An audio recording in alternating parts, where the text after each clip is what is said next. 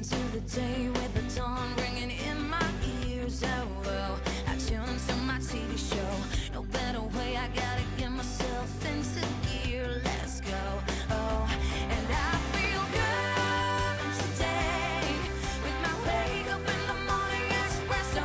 I feel good today. It's my feel good breakfast show. It's another beautiful early morning. Thanks for joining us, you beautiful early risers. It's gone 7 o'clock on this Tuesday morning, and it is your Feel Good Breakfast Show. We're live, large and in charge. My name is Katlecha Maboe, and it's so good to be in your company. Listen, today we'll be focusing on men's health in order to heighten awareness of preventable health problems and encourage early detection and treatment of diseases among men and boys. And also in the kitchen, we'll be keeping it healthy too. We're cooking with all things green. My favorite thing to do these days. We'll be making a green minestrone soup, a green Thai curry, and a smoky fish pie. So all kinds of deliciousness. And of course, you are encouraged to share your thoughts and ideas with us. Do so on social media. We're on Twitter, we're on Facebook and Instagram. And as always, hashtag Expresso Show when you engage with us. And then a little bit later on in the show, because it's Tuesday, there's a little bit of a surprise coming your way, musically speaking. Cannot wait for that. But let's start the day saying hello to the rest of the team. What's up, guys?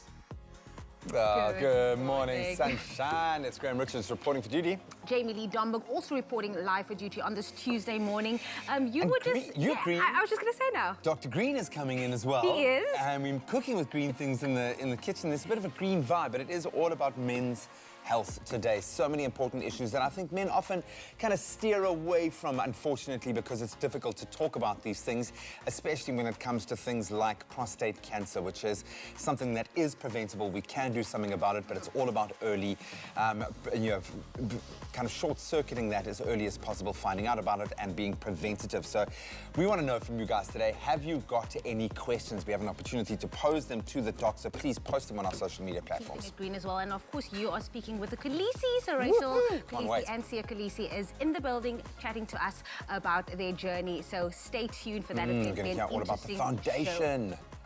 It's going to be amazing. Well, looking forward to all of that ahead of the show. But right now, it's gone 2 minutes past 7. Let's take a look at the news headlines. On the national news front, Transport Minister Fikile Mbalula yesterday met with taxi industry's leaders to find a solution to some of their challenges, such as losing their vehicles to bank repossessions during the lockdown period. Now, he appealed to them to give negotiations a chance, with some breaking the lockdown rules and loading their taxis at 100% capacity. The standoff between the sector and government follows its rejection of the government's financial relief package. The taxi industry, although privately owned, is the country's transport backbone, with some 10 million reliant on the system to get to work and other destinations. Now, while international passenger flights remain prohibited, with the exception of those authorized by the Transport Minister, 7 more airports are set to resume operations tomorrow. Transport Minister Fikile Mbalula yesterday said in addition to OR Tambo, Lanseria, Cape Town and King Shaka airports, Brom Fisher, the Kruger in Mpumalanga, Port Elizabeth, Uppington, Pietermaritzburg, Richards Bay and Skukuza airports would now also be open for business. Mbalula said East London and George airport facilities were not ready to reopen because they had not met safety requirements. On the international news front, Nigerian star Burna Boy has been named Best International Act by BET Awards in America for the 2nd year in a row. Accepting his prize from supermodel Naomi Campbell, the musician spoke of historical attempts to reduce Africa to a dominated nation. And he said, quote, "Now is the time to overturn that and to go back to the royalty that we were. Because in order for Black lives to matter, Africa must matter." The BET Awards celebrate Black artists and sport personalities. Now, there's more on the BET Awards in our entertainment news. Meanwhile, Nigeria is saddened by the sale of 2 sculptures belonging to the southeastern Igbo community, an official has said. A prominent art historian, Prof. Chika Okeke Agulu, had called on renowned auction house Christie's to cancel the sale, saying the 2 objects were looted from shrines during the Civil War in the late 1960s. But Christie's rejected the claim, saying the sale was perfectly legal. The wooden objects, about 1.5 meters high, 1 male and 1 female, represent deities from the Igbo community. And now news of Italians who are avoiding public transport. Now, Italy has seen a surge in bicycle sales since the government ended its coronavirus lockdown as people steer clear of public transport and respond to government incentives to help the environment. Now, some 540,000 bikes have been sold nationwide since shops across the country reopened in early May. Now, this is a 60% increase in the first month compared to the same period in 2019. To keep people off metros and buses and avoid road congestion, the government has offered to contribute up to €500 for city dwellers who buy traditional or pedal-assisted electric bicycles. The subsidy, which kicked in early May, runs to the end of the year. And with more than 34,600 deaths, Italy has the world's fourth highest COVID-19 toll, and authorities have warned of the risk of infection that is still high in crowded places. The government has set aside €120 million for this incentive plan and has said it will make more funds available if needed. And finally, turning our gaze to the world of entertainment, American singing sensation Beyoncé has much to celebrate after the surprise release of her song Black Parade for Juneteenth last weekend. On Sunday, she revealed the trailer for her new visual album called Black is King, and fans are going crazy. Directed and executive produced by Beyoncé, the film is based on the music of The Lion King: The Gift, an album curated by the singer for the 2019 remake of the Disney classic The Lion King. A collaboration between Beyoncé's production company, Parkwood Entertainment, and Disney, the film honors the voyages of black families throughout time as it tells the story of a young king's transcendent journey through betrayal, love, and self-identity. Mzansi fans were quick to spot local stars Connie Chume, who acted in Black Panther, award-winning actor Warren Masemola, and singer and presenter Nandi Madida in the trailer. With the film set to stream on the 31st of July, the trailer clip was played after Beyoncé received the Humanitarian Award for the BET Awards on Sunday night for her activism and philanthropy through her Be Good initiative. Accepting the award, she thanked the protesters around the country who have been supporting the Black Lives Matter movement, adding, "We have to vote like our life depends on it, because it does. Please continue to be the change you want to see." And on that note, let's take a break from the news. We'll have another report at 8 o'clock. Right now, here's the weather with Kutle.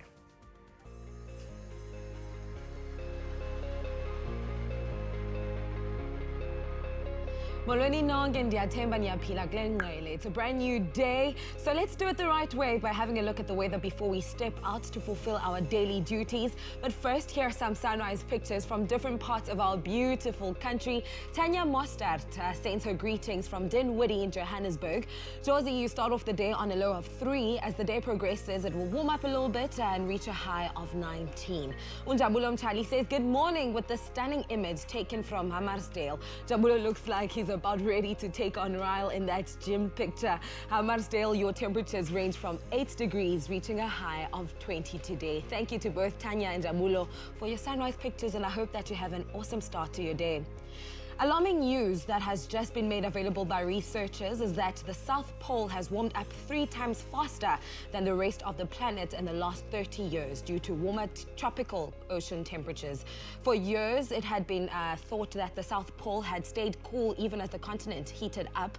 But now, researchers in New Zealand, Britain, and the United States have found that the warmer ocean temperatures had increased the flow of warm air directly over the South Pole, warming it up by more than 1.83 degrees Celsius since 1989. This, they say, was highly likely due to human activity, and ice loss could soon be felt in rising sea levels and extreme weather. Well, that's something to think about, how our actions have a negative impact on the environment at large. But let's bring it back home to South Africa. The South African Weather Service states that we can expect fine and cool conditions across the country today, with the Western Cape experiencing some rain. Starting off at Polokwane with a low of 14, reaching a high of 19. It's a partly cloudy day in Bombela with a maximum temperature of 21, but starts off the day at 10. Pretoria, 321 are your temperatures for the day. Josie Maboneng, your temperatures temperatures range from 3 reaching a high of 19. It's a sunny day in Mahikeng at a maximum of 23, at a minimum of 5 degrees. Klerksdorp, 2 degrees is the start of your day, reaching a high of 18. Kimberley, the Big Hole, 219. Bloemfontein below zero at -2, reaching a high of 19. Richards Bay, your start is 13, reaching a high of 21. A partly cloudy day in Pietermaritzburg at a low of 6 degrees, reaching a high of 20. Durban, your maximum is 22 and a minimum is 13. Now down to the Eastern Cape Mthatha at a minimum temperature of 3 degrees, reaching a maximum of 18. East London, 1221. Cradock, 216. Port Elizabeth, the friendly city, 1219. And George is a sunny day at a low of 10 degrees, reaching a high of 18. Cape Town, 1320 are your temperatures for the day. And Worcester, 722.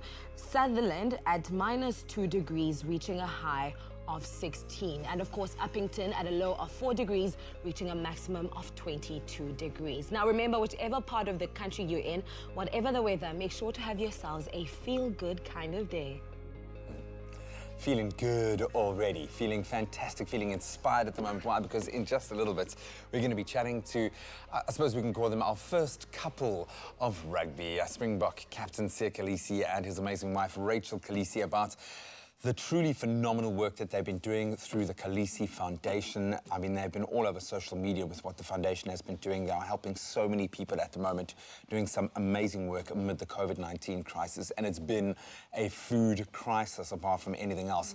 But they had some pretty cool projects running already, so I cannot wait to hear more about that and connect with them personally again as well. They're just such cool people. But I think Sia's incredible rise to prominence inspired so many long before he was named as obviously in a momentous moment, the first black captain of the Springboks in 2018, but I think he's transcended that in such a big way. And leading our team to, of course, claim victory in the 2019 Rugby World Cup was probably one of the highlights of my life. So I would imagine for many it was right up there, but he's become a true icon and a role model to men and women, to all South Africans and people across the world. He has blown up internationally, and we love the fact that he has stayed as humble as he is, and he had some pretty inspirational words to share. He shares, we have so many problems in our country, but to have a team like this, we come from different backgrounds, different races, and we came together with one goal, and we wanted to achieve it. I really hope that we have done that for South Africa, to show that we can pull together if we want and achieve something. 100%. Sia, we love you. Cannot wait to chat a little bit later in the show.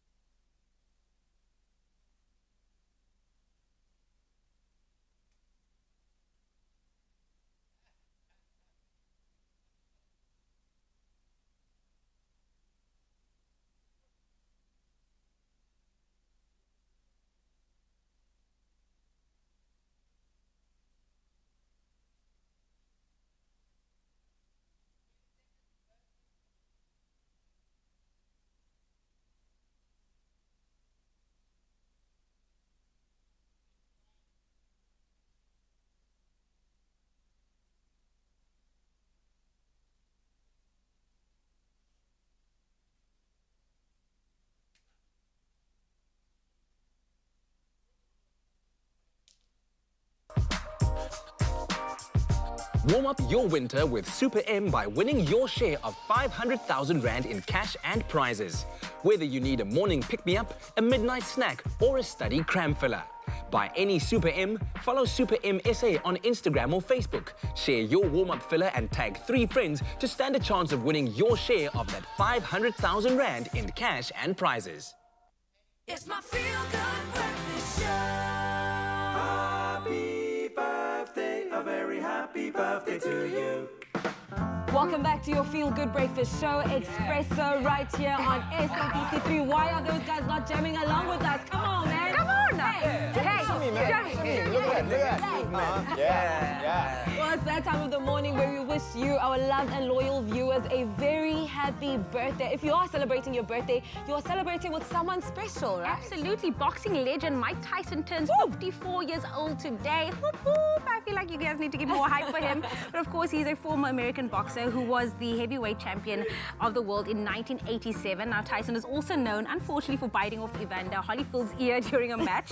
But the two have moved past that and are cordial towards each other. We are so glad for that. And guys, word on the street is that Tyson will be taking part in the 4-round exhibition fights for charity. And I mean, we cannot wait to see that. But of course, Mike Tyson, happy birthday to you, you boxing legend. That is so exciting. Also, there's a movie coming out apparently, and Jamie Foxx is going to be playing Mike Tyson. So we're really excited for that. We must bring back in-movie reviews, We have to. But right now, it's time to get into your birthday wishes. And the first one reads, Hunter Riley. 6 seems so very big at times, but you are still my little boy.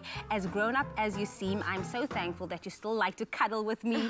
You make my life you bring so much joy to my life. Happy birthday to you, my wonderbug. Love from your mommy, daddy, Giano, and Ezra. Look at that cool haircut, Cutie, Hunter Riley. man. We are celebrating a sweet 16. Happy 16th birthday to Skylar. Wishing you everything of the very best. Many God's richest blessings to you. We love you always, from your dad and Andre Lawrence. Happy birthday to you.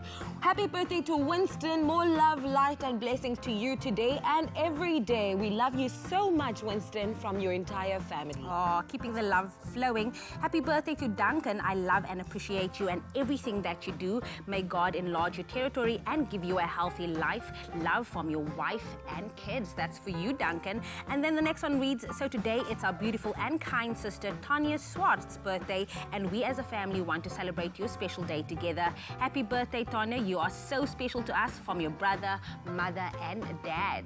A happy birthday to our beautiful mom and grandmother, Brenda Solomons, who is celebrating her 70th birthday today. We wish we could have been there with you, but we could not. May you have a blessed birthday. Lots of love and hugs from your daughter, Belinda, son-in-law, Christopher, grandkids, Seth and Naam. Happy birthday to you. And last but not least, it's a special one. Twins are celebrating their birthday. A huge birthday shout out to my nieces, our tiny twins, Cassidy and Chelsea. Wishing you only the best life is offering you. Happy 7th birthday to you, angels. Auntie loves you so much. Those were absolutely beautiful birthday messages. And if you would like to do the same, wishing your loved one a very happy birthday, make sure to do so by simply sending us a video to 071-640-6551 or email your birthday wishes to birthdays@cardova.tv. Absolutely. We are talking all things green in studio, and our favorite doctor is in the house. Dr. Green, how you doing? Yeah, it is time for us to focus on men's health on this Tuesday morning, as we alluded to early on. Now, listen to these stats. Did you know that the leading cause of death among men is prostate and testicular cancer? Perhaps you might have known that. But on top of that, men are 4 times more likely to commit suicide than women in our country. Wow. And these are shocking statistics provided by the South African Depression and Anxiety Group, SADAG, and Stats SA, that highlight the need for us to be more holistic in our approach to helping men live a healthier life. And our health specialist, as you heard earlier on, Dr. Darren Green, joins us via video call to chat a little bit more about this. Dr. DG, how are you this morning, sir? What's up, Doc? Fantastic. A bit cold, but good otherwise. That hair's looking amazing, by the way. Yeah. Got to say, you look on point, man. We've been watching you get ready, and I mean, you look fantastic, brother. You look fantastic. Most importantly, you look vital, you look healthy, and you look like you have a positive outlook on life. And that's ultimately what we want here, is to feel good, and also, I think, mentally feel like we're in balance. But as a man who's definitely got his finger on the pulse, what is the latest on men's health issues in South Africa? Yeah, I think a lot of surge has gone behind looking at the definition of health, particularly for males as well. And definitely, we're not just advocating that being truly healthy is not the absence of disease. It's a lot more than that. Being truly healthy means having a balance between the three facets of health and wellness, which are your biology and your meat box, basically, your psychology, and then also your relationships and your social health and well-being. So looking at the absolutely integrated approach of those three things is certainly something that's very exciting. And our approach to getting people healthy and happy involves obviously trying to sustain and maintain that balance between those three facets. Yeah. Let's begin by focusing on the preventable health conditions that we need to be aware of right now. Yeah, certainly. I mean, we throw around the term lifestyle modification quite a lot, don't we? But the exciting part is now that we know what the impact of lifestyle is on the leading causes of death, like, for example, cancers and the different types of cancers. And in males, obviously, the top 5 cancers that people know of are prostate, colorectal cancer, lung cancer, Kaposi sarcoma, which is a skin cancer associated with AIDS, and then bladder cancer as well. So, I mean, lifestyle modification and how you live your life day to day actually can influence switching on or off the genes that cause cancer. So especially if you know you've got a family history of certain cancers, you should live your life a lot more responsibly in terms of things, simple things, like smoking, for example, the amount of alcohol we consume, obviously, and then the amount of activity, movement, the exercise effects in terms of preventing those genes being switched on that cause cancer. So maybe I'm at fault for not going for the regular checkups that we are supposed to, but why is it so important that we do go to get checked up regularly? And why do you think guys have such a resistance to doing this when we know that obviously these routine screenings are vital, but yet we stay away? Why do you think that is? No, I think right at the top of the list, I think people are busy. People are stressed out of their minds in terms of having to meet the requirements, the deadlines, and also the financial pressures at the moment, particularly at the moment with the economic challenges that lie ahead. So people are working really hard. The demands placed upon even teenagers is massive at the moment. So parents are having to work harder to sustain homes. And that doesn't only go for men. There are lots of single moms out there that are working really hard as well. So you must imagine that the effect is time. Time has become the most valuable entity for people. So people only present to us as doctors and medical professionals in dire straits when they've reached the end, when they can't keep going to, to sustain their day-to-day activities anymore.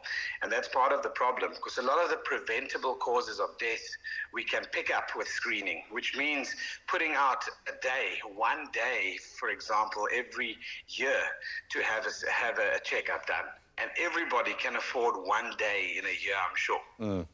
Absolutely true. Now let's talk about the stigma of real men don't cry. I think it's received quite a shishing of late, but all the more reason for us to even focus even more on it, and the importance of why we need to confront that in dealing with men's health when people say real men don't cry. That stigma is particularly, concerning in the sense that one of the leading causes of death in our country is suicide. In 2016, the amount of suicides recorded was over 6,500, and 5,000 of those 6,500 were males. And the simple mentality of big boys don't cry, real men don't talk about their feelings, they don't share, for example, their mental strain when they are taking mental strain is a very archaic form of being sheltered and isolated. And the stigma is that it's considered to be weak to discuss your weaknesses. Whereas now we've absolutely worked on trying to change that stigma to make people realize that there's strength in numbers. Isolating yourself makes you an easy target for depression, and depression is a lonely, dark place where you can't simply see the light at all at the end of the tunnel. So isolating yourself is the worst possible solution, and that's why, obviously, we advocate at the moment that you raise your children correctly as well, saying that it's okay to have feelings and to talk about those feelings. And for men, we try to encourage, if you want to braai, in the typical sense, we encourage conversations around some of the things you aren't perfect at and good at, and things that you want to work on in yourself. So that's where we're at. Wow. Ah, Doc, brilliant. Thank you so much. And again, if you would like to address any mental anxiety issues that you might have at the moment, we recommend you get in touch with the South African Depression and Anxiety Group. SADAG.org is where you can find a wealth of information. We all stand together. You are not alone. Go and connect with someone. Absolutely. Now stay with us as we'll be answering your questions on social media on all things men's health. So do send them through to us on Twitter, on Facebook, #Expresso Show. We'll be chatting again to Dr. Darren Green a little bit later on. Thanks, DG. Thanks, brother. Sure.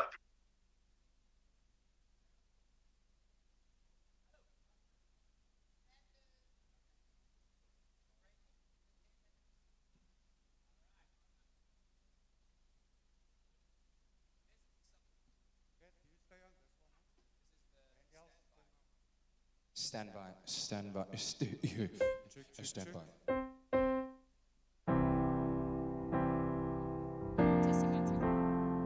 It sounds just like it, man.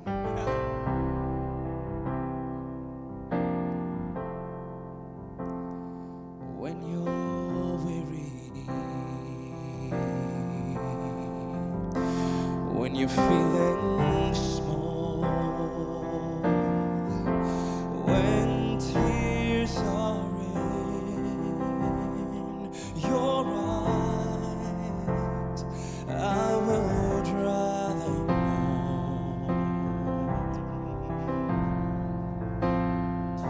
I'm on your side. Oh, times get rough,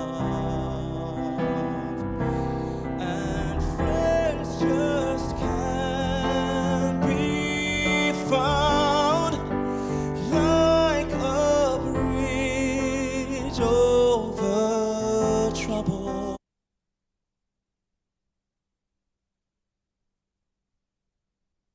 It's my feel-good breakfast show. The COVID-19 crisis has amplified so many of the challenges facing South Africa: extreme poverty, literally starvation, entire communities marginalized, and children most at risk, bearing the brunt of that suffering. But I think the surge we are seeing to address these issues, the partnerships that are being formed, the stories of inspiration that are being revealed are giving us a chance to rewrite the South African narrative. And a couple who are doing everything in their power, it seems, to guide that script also just happen to be one of our most loved, and they join us right now to catch up and shed light on the work of their foundation. Welcome our World Cup winning Springbok captain Siya Kolisi and Rachel Kolisi, the founders, very proud founders, I would imagine, of the Kolisi Foundation. Good morning, guys. Good morning. Thanks so much for having us. Thank you. It's so good to connect with you guys. I would say to see your faces, but we've seen a lot of your faces recently. I don't even have to ask actually how you're doing, because you've both been so good in keeping connected through your social media platforms over the last few months. So thank you for that on behalf of all the fans. Take me back to the beginning. Whose idea was it to start the foundation, and how did it actually come into being? Well, I don't think it was anyone's specific idea. I think, Sia, you know, when we talk about the foundation, when we talk about the foundation, when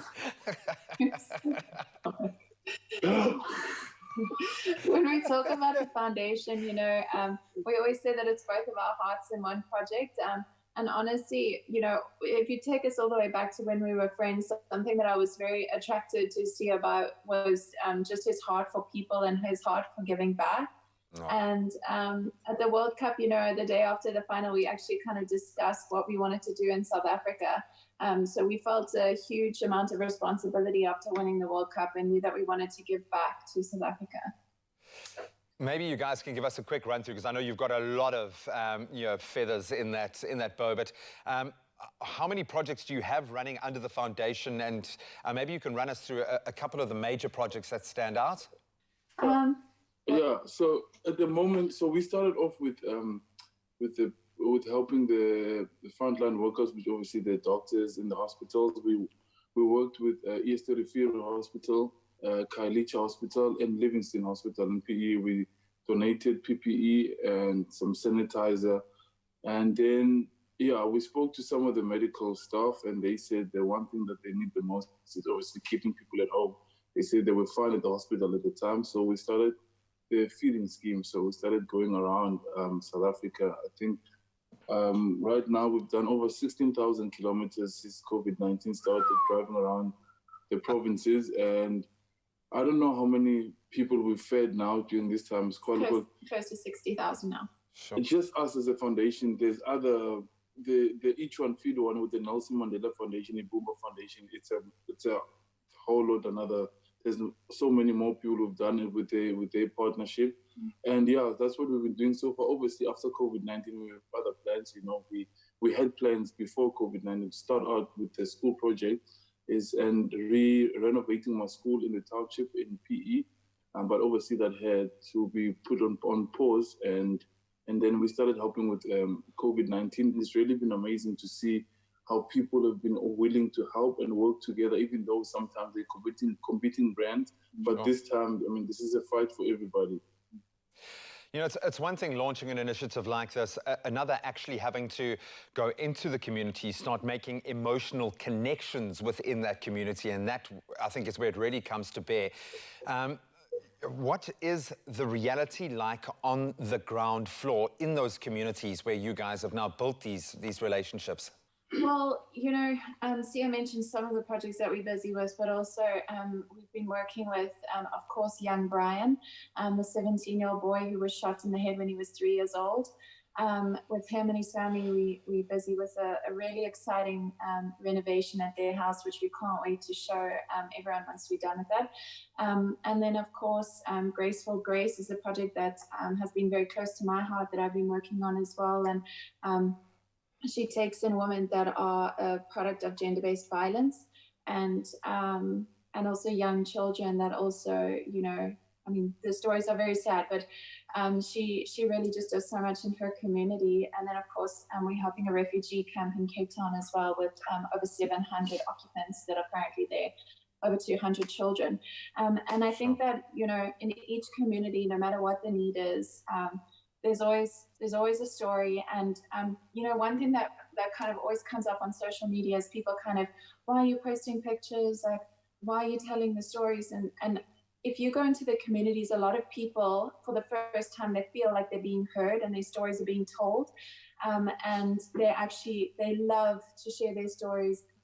We love hearing the stories, and they're always different. A lot of them are sad, but there's a lot of good stories as well. And just one thing that always remains the same is people are just so grateful for help. So I just believe that it's super important that everybody in South Africa, if we all do just a little bit, I really believe that there'll be a massive change in South Africa.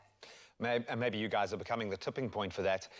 You've achieved literally a staggering amount. Do you think you would have been able to achieve this if we hadn't all gone through this shared COVID, this lockdown experience? Well, you never know, but I really think with the partners we're working with, I mean, all the stuff that we're helping with have been there before COVID-19. But maybe some of the opposition brand working together wouldn't have happened, but it has happened, and I'm hoping that it continues even after COVID-19, because people are still going to struggle afterwards. Yeah. And that's something that we need to make sure that we're prepared for, and we need to find sustainable ways for people to keep, to look after themselves, because we can't keep on, people don't want handouts, That's what we're trying to do now. We're working with Wilderness Foundation. We are working on supplying seeds to people so we can encourage them to farm, and especially places around game reserve parks, and then that they plant, we find a field for them, they plant, and then the hotels or the restaurants around that area buy that from the community. So the world keeps on being generated and people can look after themselves. Everybody talks about my story, how amazing it is. I really don't think it's that great. It's actually not good, because a lot. It's not good for a child to go through what other kids had to go through to make it. And there's so many other stories. It's time for us to be sharing stories that a kid in the township made it through the township, getting Model C school education in the township. Like, kids need to have a choice. They don't have to be taken out. Because I think if I had a choice, if I had the same school, Gray was in the township and Gray was in the suburbs, I would have stayed in the township because I love the environment, I love the people, and kids in the township deserve to see role models in the same area around them, because now we get taken out, and who do they look up to? For sure, don't just develop the child, develop the area, develop their reality. Guys, thank you so much. We're going to continue this discussion. Sia, Rachel, just so awesome to have you in our space and to be sharing this with you. And thankfully, they're going to be sticking around so that we can find a little bit more about what the future holds for the foundation. And of course, chat a little bit of rugby as we continue to celebrate the 25th anniversary of the 1995 Rugby World Cup. But in the interim, you can go to Kolisi Foundation.org. You can go and donate. I've tried it. It is so simple. You can do it. And you can also go and find a cause or a project that you want to back. Go and do that now. Are you tired of conference calls, connectivity problems, and need to go on site or be in the boardroom? Well, Mango are soaring the skies once again. As we navigate through this new normal, businesses need to recover, and Mango cares about business. For affordable and reliable business and essential travel, visit www.flymango.com. Go discover more. Go Mango. Book now. Terms and conditions apply.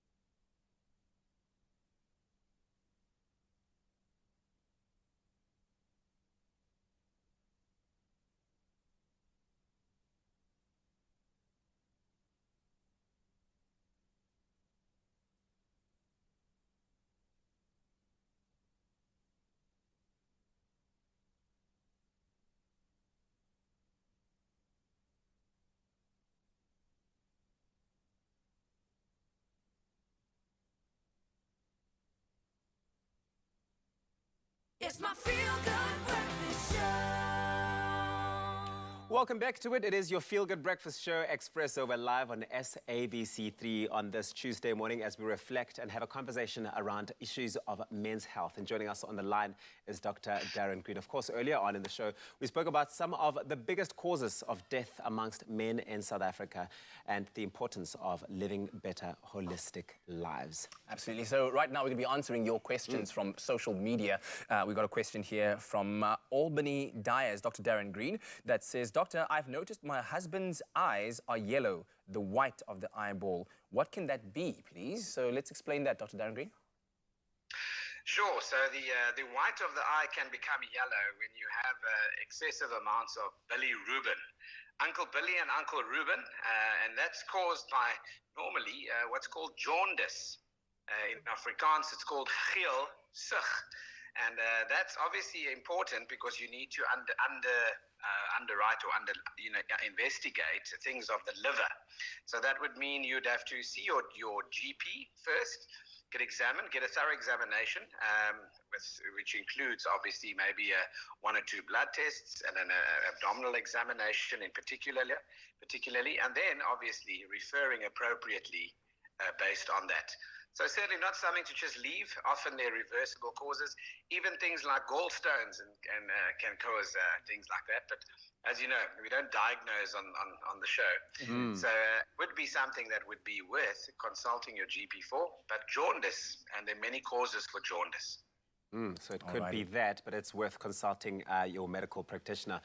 Dr. Darren Green, we've got another one here from Josephine Pigstone who wants to find out, how do I know if my husband has menopause? Hashtag Dr. Green. Do men hormones change how the older they get and they become more grumpy? I'm sure men do get male menopause. She wants to find out. Yes, I wonder how many people out there believe men become grumpier as they get older. It would be interesting to actually find out. But certainly there are, just as we have menopause, which is a transition period, which they call the climacterium in ladies, where they go from becoming fertile, and in other words, the ability to actually fall pregnant and have children, for example, to the other side of the spectrum where they become infertile under the influence of hormones in the body, and particularly estrogen in ladies. So too in men, you have a condition which is called testosterone deficiency syndrome. And that is a condition where your testosterone levels could actually start dropping off.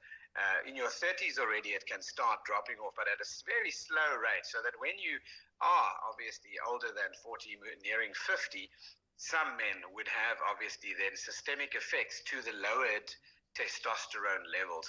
Now, everyone just associates testosterone with sex drive, libido, etc., but it's responsible for a host of medical wellness issues, like, for example, retaining muscle mass, like, for example, your energy levels, like your mood, for example, are all dependent on that. So thus, the association of lowered testosterone levels over time can manifest in various clinical forms, and certainly something worth considering. Another question from Mtandeni says, morning team, my question to the doctor is that I sweat a lot, like sweat will drip under my armpits all year long. What causes that, and can he recommend something? So, some people really suffer from hyperhidrosis, which is excessive sweating, and often it can be quite embarrassing, obviously, when you're wearing your clothes and have these areas that are heavily saturated with sweat. And then secondary to that, one of the big things are body odor. Because of the excessive amount of sweat that stays on the skin, it then facilitates the growth of superficial bacteria in the sweat, particularly under the armpits, in the groin, in your socks, for example, on your feet. So there are many things one can look at. There's certain medical conditions that need to be excluded with regards to excessive sweating. Hopefully there's no infection or any fever as such, and I assume that's already been ruled out. But there are therapies, something simple, such as Botox therapy, where they inject Botox, obviously near sweat glands under the arm, for example, even on the feet, and even on the hands for hand sweatiness in people that suffer from that condition. So certainly not a useless cause, and something that can be done for that. So worth a consult. Dr. Darren Green, thank you very much for this very informative chat and answering the questions on social media. We always appreciate your time and expertise. Have yourself a wonderful day. And of course, as we spoke about earlier on, if you do have some serious issues that you'd like to address regarding men's health, you can, of course, visit sadag.org as well. They are there for you, there to help you. But now from Dr. Darren Green to the kitchen, because we're making a yummy, yummy green minestrone soup. Take a look at that. Thank you.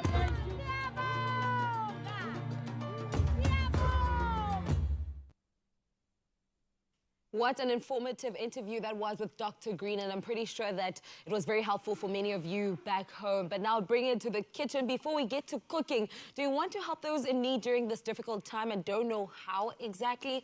While donating as little as 10 Rand could provide one person with 3 meals for a day, Woolies have partnered with Gift of the Givers to distribute food care packages to families in need, and each bag is filled with a balance of protein, fresh fruit, vegetables, and other staples, as well as hygiene products. Now, it's very simple to do so. Just scan the QR code on screen using the Snap Scanner or your banking app, and donate whatever you can towards filling a bag. Remember to encourage your friends, your families, your neighbors, colleagues, and the chat groups to do the same thing. Every little bit makes a difference in someone's life. I'm pretty sure you are wondering why there's so much green on this kitchen counter. Well, winter... Because it's payday! Woo!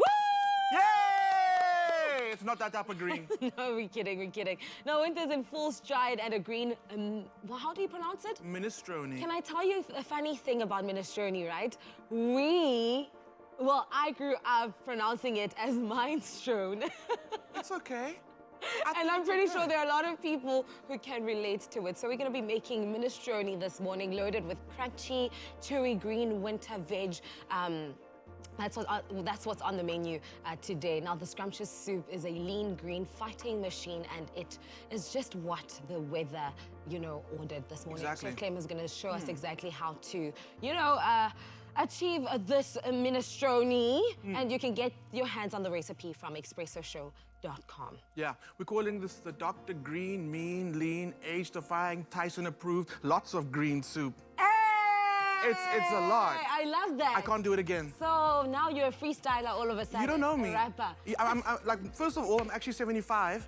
I eat the soup, and that's what makes me look so young. Oh, wow. I chef in the kitchen, but can you say social media, we rap. That's our other sideline. That's what you do. We have to. Many talents, many talents. Okay. This is a side hustle. This is a side hustle, but this is really great because right now all these greens are in season, and there's anything that we love doing, we like eating produce that's in season. Yes. If it's been grown right now and picked right now, we eat it now.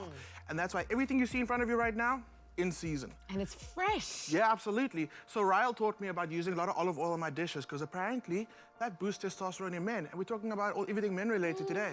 So I've got some olive oil in there. I'm gonna hit it with a little bit of leeks, keeping with the green, leeks going in.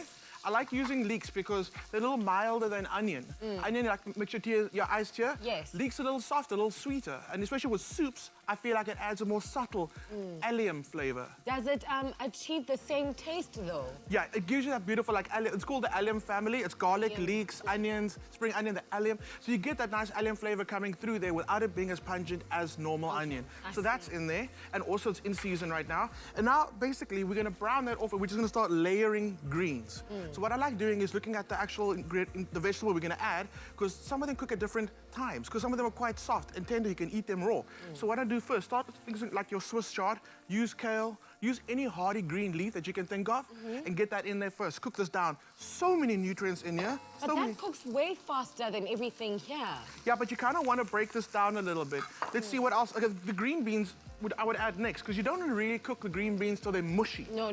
That's just, you're losing nutrients. The crunch. And the crunch is very important, especially if you're trying to eat healthy. The first thing people say is, but I don't like the texture of healthy food. Adapt that, change it, stop overcooking things, keep things fresh, keep it light, keep it green. That way you'll retain the crunch, retain the nutrients, and you'll be happy. Yes, and the wonderful thing about anything green in your diet is that it has like a loaded bunch of nutrients, minerals, and high in fiber, but also very low in calories. So for sure, tick absolutely, for anyone yes. who wants to follow a healthy diet. Yeah. So let's talk about we got some talking about words. Okay, we learned minestrone today. Minestrone. This one is not called manga tout. It's called mange tout. And you get that French pucker, that mange tout. Mange tout. It's a so type I of go to the shop and I say, I'm asking for mange tout, and they know what I'm talking First of all, they're going to be like, wow. And then they're going to be like, follow me, I'll take you right to the mange tout. So that's the thing. So after this recipe, all South Africans go out to your Woolies and just pronounce all these words. Yes. Just feel amazing. Feel amazing. I think that's the thing about just the environment in Woolies. As soon as you walk in, you hit that accent. The accent all of a changes. sudden, you're just like, yo, hey, can I please have a packet of that mange tout? Yeah, and like Katlego was like, it's not a fillet anymore. When you walk into Woolies, it's a fillet. Oh, it's a fillet. It's a fillet. So yeah, you gotta hit that Woolies accent when you get there. You gotta speak Woolies. I mean, it's the water. It's the water. Exactly. Okay, then we got some broad beans. It's so nice that you can walk into the store and just be like, going to Woolies, I just don't want beans. I want what type of bean. And it's all there, and it's all locally grown. And what I love the most about it is about the fact that you can buy it and it actually lasts long. And people say, what magic is there that Woolies vegetables last longer than anyone else's veggies? It's not magic. It's called a cold chain. And I'm telling you, it's an absolute science. It's all about keeping the food at a certain temperature from the time that it's picked till it gets loaded into the truck, till it goes into the store, until it gets onto your table. And because that's managed so scientifically, it's natural, but so scientifically, it lasts longer in your fridge. I love that. So let's talk about it. We're supposed to be cooking. Okay, cool. So beans going in. That's gonna like cook down nicely, become a little tender. We're gonna hit it with that broad beans going in there. We got fresh shelled peas. If you've never eaten fresh peas straight out of like the pod, this is it. I've it's never. so. Okay, I don't want to open this. Okay, I'm going to keep some for you because I want you to try it. It's so sweet, it's so crunchy, so delicious. It's a perfect snack just to eat raw. That's going to go in there. To eat raw? To eat. You want to try one? Yes, please. Okay. I'll try one. Oop. Okay, take two. There we go. And I'll go for a munch too. To be very honest with you, I don't hate it. You gotta get used to it? But it just tastes like it needs to be cooked. Okay. I love it because it's so sweet, it's so delicious. When you cook it, you lose a little bit of that sweetness. So I love this, I love it. Okay, so we're snacking and we're eating. Next thing, okay. Peas gone in, munch two. I'm gonna take this munch two over here. Okay. Super simple, those go in. And by the way, when you prep your peas, the green beans, sorry, there's two tips of it, okay? The little curly tail, which is fine. But the top, the little woody bit, that needs to come off. Okay. It's wood, it's like little, so you don't need that. So we just cut that off? Yeah. So then we're gonna add some extra flavor to our soup right now. Pesto going in, and we all love pesto. Oh, yes. Pesto I all can there. never say no to some pesto. Some veggie stock. Veggie stock going in there. That's gonna go in there. Obviously you can add chicken, but we're keeping it veggie. Some orzo rice going in. It's like it's a pasta actually. And then parmesan. Parmesan and veggies, amazing. Amazing. And that's your soup done. Oh, is that done? And how long does it sit on the stove for? I'll bring it to a simmer, and then it's done. Everything's I love cooked. it. You don't want to overcook anything. And then I just finish up with a few slices of extra munch too, some Parmesan cheese. Dr. Green's also 98 years old, friends. He's been eating the soup all day long. You didn't know? Well, now you didn't know, okay? He's 75. He looks the way that he does because of all of this. If you'd like to get your hands on this awesome recipe, make sure to go onto our website, expressoshow.com. But right now, though, let's see how we got to all of that.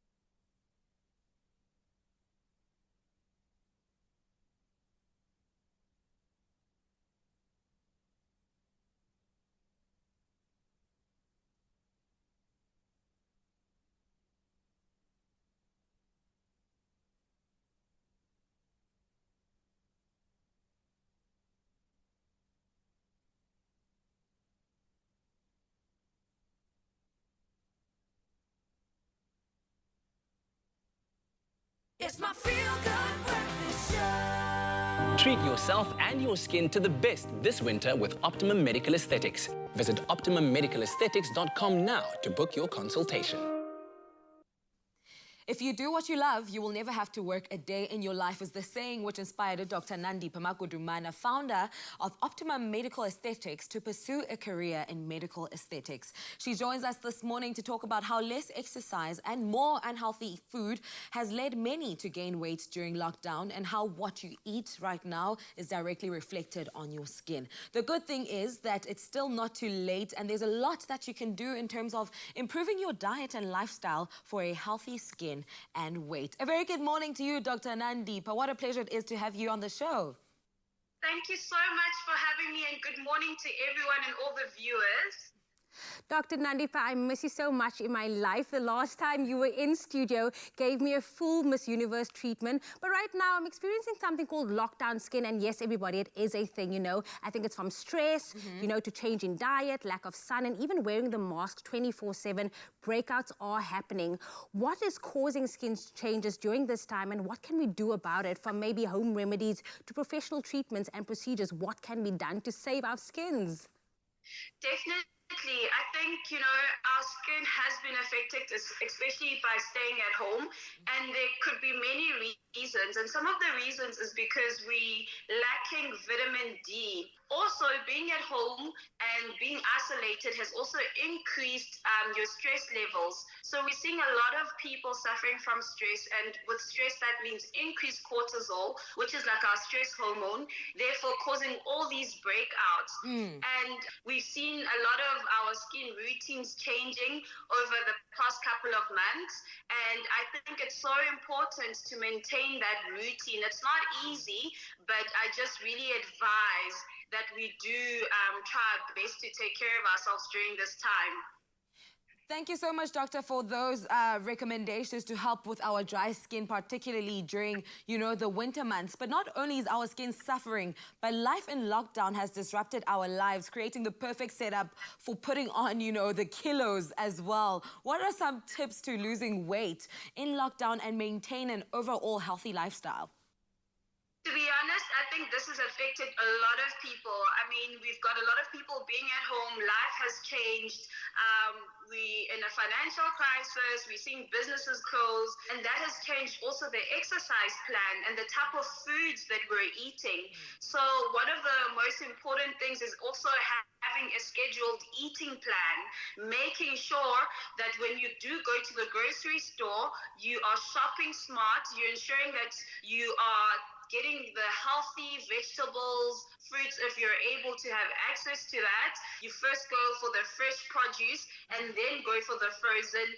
I was explaining this to Raul the other time. It's all about training your mind, because once your mind is good, automatically it will just, you know, have a ripple effect with regards to your body. But right now as well, many people are feeling the need to boost their immunity, you know, during the pandemic. How can we do that in a healthy and effective way to improve our quality of life and psychological well-being as well? I think with being on lockdown, this has had a tremendous effect on the psychological well-being of many people with increased stress levels, therefore really taking a knock in your immunity. And that is why it is important for us to make sure that we are taking nutrients and vitamins that are going to help us bring back that immunity, as we have a huge fights that we need to fight, particularly because we're under a pandemic.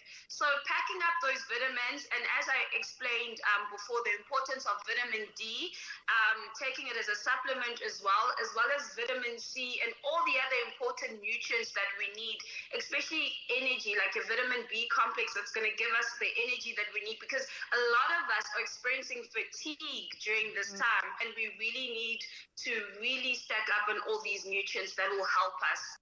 Doctor, all I'm saying is I'm writing down notes because we want a glow like you have right now, okay?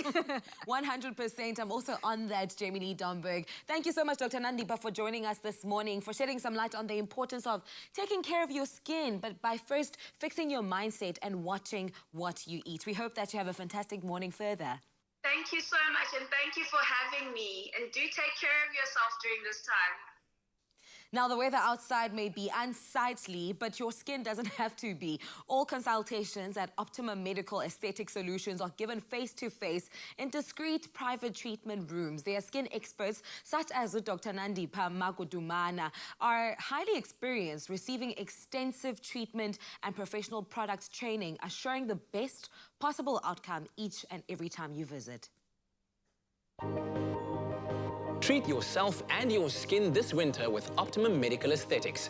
A team of compassionate clinical professionals provide you with an honest face-to-face consultation, creating bespoke treatment plans catered to your individual needs. Whether it's a chemical peel, facial Botox, hairline restoration, or medical weight loss treatments, you'll leave feeling 100% reassured and confident from your very first appointment. Visit OptimumMedicalAesthetics.com now to book your consultation. So from medical treatments to treatments in the comfort of your very own home. Now, as we know, health regulations insist that we constantly wash and sanitize our hands as often as possible to avoid the spread of COVID-19. So from back-to-back hand sanitizing to hand washing vigorously while singing happy birthday every single day, they will need some extra love and care this winter. And I'm joined in studio by Nox Mafu, of course, who is showing us, the men out here, how to take care of our hands. Because there's nothing, is it to be believed that there's nothing as good as a man with good hands, with yeah? soft hands, and they're just obviously well taken care of. So no lumberjack hands No, there. when you touch me, it's like, no, I don't need that energy, exactly. So I'm here to just make sure it's nice and soft. All right, so how do we get to that place if your hands are feeling rather dry lately, especially because of winter as well? Exactly. The air is drier. The hydration, we don't have much hydration, so I'm going to help you with that actually today. Good, I'm looking forward to it. So we have a DIY kind of method that I love to do when I'm at home, because sometimes you actually don't have the time to go buy a few things, but you just want to make sure that your hands are exfoliated, and that's kind of the first part. So I have a little bit of an experiment for us today. Okay. I've got some crushed ginger over here, and I've got some lemon juice. Yes. I've got some salt over there and some coconut oil in these two bowls over here. Some sugar, sorry. Yo. I mean sugar, it's so, hey, it's sugar. You see, now at least we know everyone is awake. So with these items, we're gonna put them all together and make a mask for our hands. Okay. Now, while we're talking through this, I want you to take your individual ingredients and put them in here. We got the... Now, what I love about the ginger, right, is that it's really, really good for helping tired skin. And then, of course, we've got the lemon, which is really good for like disinfecting and kind of making sure that we're brightening the skin. And then, of course, the sugar will help with, you know, getting off that dead skin as we need a more rough thing. And, of course, the coconut oil. Oh, we've got coconut oil as well? Yes, Okay, I love coconut oil. To replenish, I love coconut exactly. oil. So we're going to mix it a bit. Okay, cool. Just get in there. And then we're gonna take this little mixture, which is super easy to make, and we're gonna put this on our hands, and we're gonna start singing happy birthday. Okay, while we're doing it. Okay, all of it, yeah? All of it? Not all of it, as much as you need. Just a little let's say that. Yeah. Happy birthday To you. Happy birthday, dear Clara. Happy birthday to you. Perfection. Okay, now. Smells great. Smells good, hey? And the moisture's in there. So now that you've gone to all the good parts, and this is great also for men and women, we're gonna go to our bowls here. Okay, I've got a bowl here. Okay. Yep, and we're gonna wash this off a little bit. Oh, nice warm water. Nice warm water. Of course, you get the salon experience at home also. So this is a great way to kind of wash the hands, get all that stuff out, and you'll find that your hands need a little bit more moisture. Wow, look at that. You see? They immediately feel softer as well. Softer, exactly. So this is a great treatment. I mean, if you want, you could have spent more time rubbing those hands. Exactly. You can do it for up to 3 minutes, and this is amazing for your hands. Wow. Okay, cool. So now that you've got your hands, you're gonna dry it up a little bit. Now, of course, we need a little bit of moisture, and this is kind of a self-care treatment, if you will. So I love the kind of long market soap, which is the Pani and Honey fragrance soap. And there's also the hand wash, which I've left you there, which is amazing. Honey? I don't know how to say this word. What is it? Pani. Peony. Peony. Yes, that sounds more like peony. Peony and honey. Peony. Peony and honey soap. At least I tried. So the peony and honey soup, soap. Soap, not you soup. can turn it into a soup as well. We can turn it into a soup. Wash your hands with that. You can use the hand wash. Okay, so this we're is gonna hand wash as well. Great fragrant, a lovely fragrant that smells good. soap. It's great in terms that it's got vegetable oil ingredients, which are absolutely incredible for moisture. And the smell, the smell is incredible. Yeah, I mean, beautiful I stuff. love it. I absolutely love it. So wash your hands a bit with that. So you've exfoliated. Exactly. Now you've washed down. Exactly. And your hands are now feeling not only beautifully smooth, but soft as well. And they're smelling great. And then what do we do And then now we wrap it up with that hand wash, which we've also got set up here, which is also the same kind of beautiful fragrance. I love this because it's also got added shea butter, which is incredible also for dry skin. So to wrap it all up, I'm gonna get a little moisture in there. Come on. Which I'm, and there. Come on. All right. Can I use? No, you know what? I'll use yours later. Yeah, I think I might. no. Oh, there it is. There it is. There it is. There it is. There it Yes, is. yes. Perfection. Oh, how much is ever enough? Because I find that especially after washing my hands, I always put Over, too much you've on. overdone. But it's so nice, you know. I mean, I put it up to about my arms, things that are quite exposed all the time. Yeah. And then look at that. There Hands that are we soft, go. that are comfortable. And what I love about these, also, you can have it in the soap. If you prefer kind of a hand wash that you had, you can. Oh, that's also available to you. So, I mean, would you look at that? Hands that are feeling great, looking great. Here we go. I might be walking around like this for the next couple of minutes. Like, hey guys, how are you doing? Good to see you. So yeah, this is an amazing way to kind of get your hands moisturized, but also a beautiful gift set. Also, if you wanted to, you know, spoil someone. Hey, Father's Day was but like last week. We can redo it. Hey, how about that? How about that? Well, there you have it. Hands feeling absolutely amazing right now. And of course, you can get the same feeling with ease and these easy steps at home. And if you are a W Rewards member, you are in serious luck because you can get 3 for 2 specials on Long Market soaps, hand and nail creams, and their caddies as well. So you heard it right here, and you've seen the steps. Try it out. And you can do this every single day, right? You can do it every day. You can do it even twice a week, just maybe, you know, people are busy. So you can just do this twice a week and your hands feel great. And the wonderful thing, you choose 3 and you only pay for 2. Available, of course, online, in-store, and also on the Woolies app. Thanks, Not. Thanks. That does.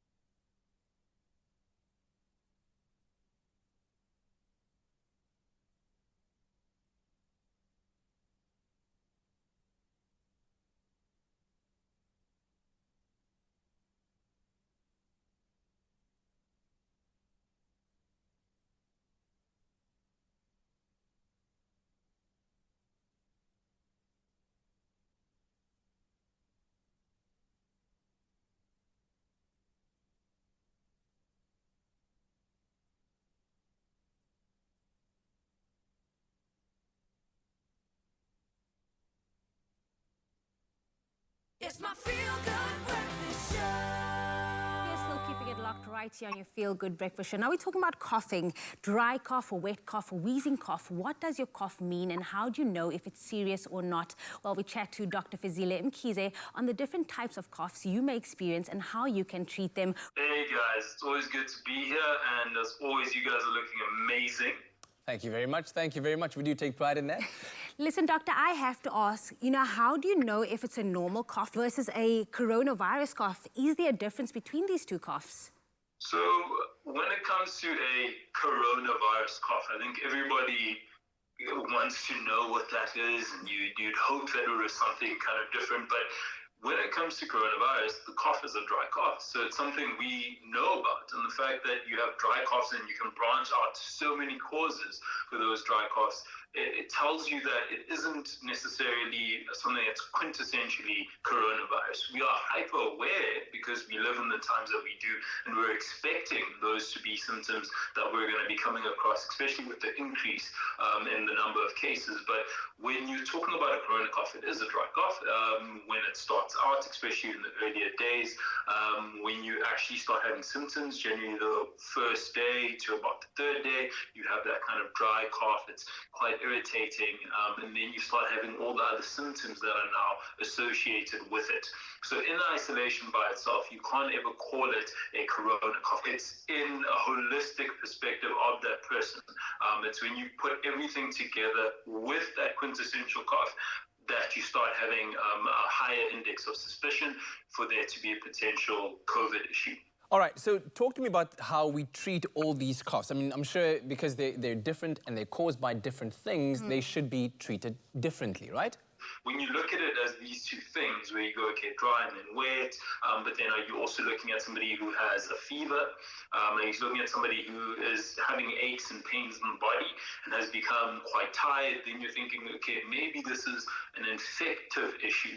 Where else you have other people who have things like gastroesophageal reflux. So you actually have a reflux issue. They'll talk about, okay, yeah, I actually have a bit of heartburn every so often. I take an Eno, and this cough happens when I go to sleep, and at night it's a cough that's there and it's quite irritating, and that's because of the irritation that's happening because of the refluxing acid that's in the stomach, and that's a drier cough, again, wet, dry, but it's also coming along with this issue that's happening at night.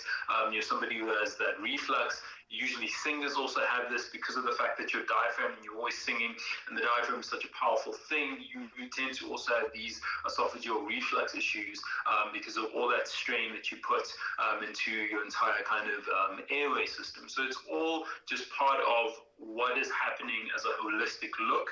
Are you taking medications? Some high blood pressure medications have a side effect where you get a cough, and people then have to have that changed because they are having those kind of side effects.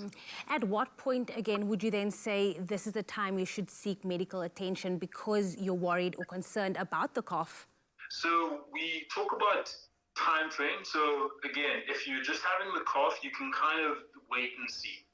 There's a progression. So when we're talking progression or potentially even the cough, you can have a cough that was dry that now becomes very productive. So the sputum comes out and it changes color. It goes from a clear color to maybe a yellow or green. That's usually potentially an indicator of a bacterial infection. You also talk about time frames. If this cough is persistently happening every single day, it's getting worse. So it's happening not just once or twice a day, but kind of 3, 4, 5 times a day over a week, even 2 weeks. It's starting to affect your workspace. Again, you have to come in and just have to make sure that there isn't anything insidious that's happening.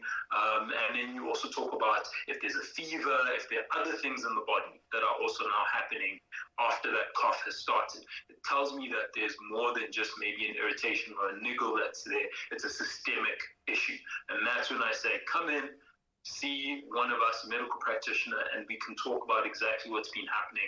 And it's always better to be safe than sorry. So if you really, really don't know, it's just better to come in and we can either help and cure it if we can, or just delay any issues and tell you that it's okay.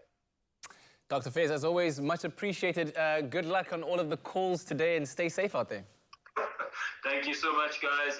And again, just when we're... there we go. Can we just into the... Thank you so much. Wonderful advice there from Dr. Faiz Keys. Of course, all of this brought to you by Delink Jr., a cough syrup specifically formulated for alleviating coughs in young children. Delink Jr. is sugar and alcohol-free and recommended for children 2 years and older. Delink Jr. clears a wet cough and thins and loosens chest mucus, suitable for children from the age of 2 years. Well, thank you very much to the good doctor, Dr. Fezile Mkhize, our trusted medical professional over here. Now, listen, you're about to take your curry making skills to a whole new level with this green Thai curry recipe we're going to make. If you thought you knew how to make curry, oh, think again. Olive Pride brings a touch of pride and the natural beauty of olive oil to your table. Made with love by Clover. I say that because the next recipe we're making is bursting with delicious flavors and vibrant vegetables. Got your attention? Yes? No? Well, our Olive Pride green Thai curry is one worth repeating. You'll never look at curry making the same way again, I promise you. I had a sneaky taste, and I can tell you now that wow, you're really working hard to win my heart. And in fact, you know what? Every day you win my heart. Oh, because I have such fond memories of this particular curry in Thailand. I've been 4 times for the curry specifically. Honestly, you've taken me back. Okay, I'm so glad. This is the curry that takes you traveling right from your own lounge. But you see, you're naughty because you taste it, and now because of the whole Corona thing, it's yours. So you're so sneaky like that. Thank you. So what are we doing here? How do we bring this delicious curry to life? Okay, so first I'm going to start with our Be Well oil blend in here. So I've got shallots here, so I don't know if you can see them. They're like a little hybrid between an onion and a red onion. I've never heard of them. Yeah, well, in Thailand, they use Thai shallots, which is a little bit smaller. Yeah. So, yeah, this is the closest thing we can get available here. And is it always in season? Yes, it's always readily available. Okay. You can get it at specialty stores as well. Oh, stunning. Yeah. Great, okay, cool. So we're going to add them again. Going in there. Nicely spotted. Then we're going to put some green chili because we're making a green paste. Yes. Then we've got some lemongrass, also very Thai ingredient. I'm just going to chop that up a little bit. You know what I really like about all of these ingredients is that they are sort of super ingredients. These are like your super veggies. They are packed with so much nutrition and so much goodness. They're so good for our immune system.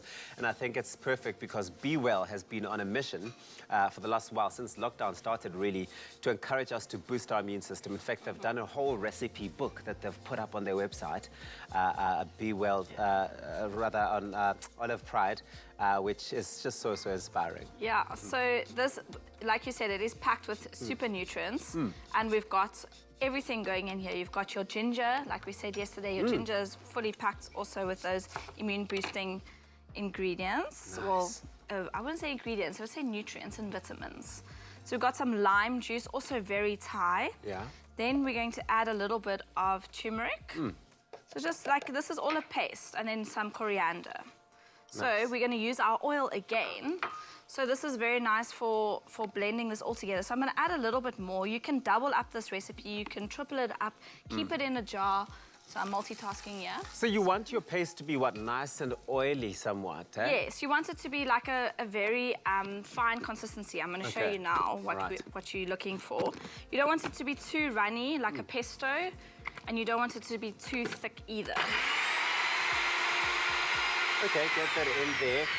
So the thing is, I'm seeing so many of the veggies here, you know, those veggies that you would typically say have lots of liquids and fluids in them.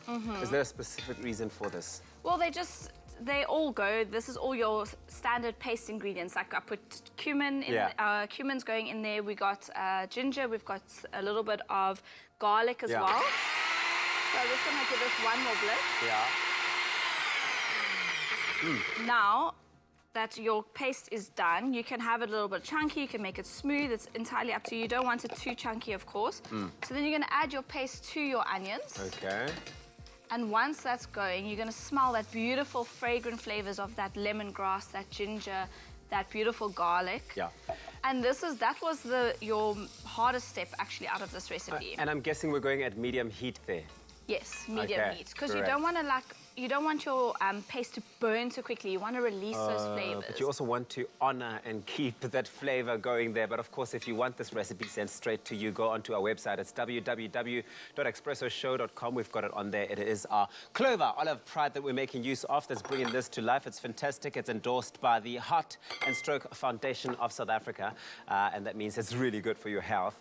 And now that's a great midweek great midweek way to really step up your culinary sort of experiences at home. Of course, Clover Olive Pride Blend is highly recommended for hot applications such as frying, grilling, stewing, and baking, releasing a really well-balanced olive oil flavor, which we all like. The paste is also quick and easy to make. It really does seem like it allows you the freedom to add any ingredients that you'd like. Which is great. You want to be able to do that. You want to have that versatility and be able to play with it. 100%. So like we did, we made the beautiful paste with it, and you can do the cooking with it as well. So that's the nice part, make it into a dressing. What's that? What are you adding in there? So I just added some coconut milk. So I added my green veggies, which we've got some broccoli, we've got a little bit of zucchini, and we've got some spinach. So you're going to let that boil for 15 to 20 minutes. Okay. And then now I'm going to get some little basil, because it's also a very Thai ingredient. But I'm doing something different today. Doing something interesting. I've been growing these for weeks. You know what I always say to you, Nicole? You're smart. I like that. That is so cool. But listen, if you missed any of the steps involved in making this recipe of our green Thai curry, take a look at this recap.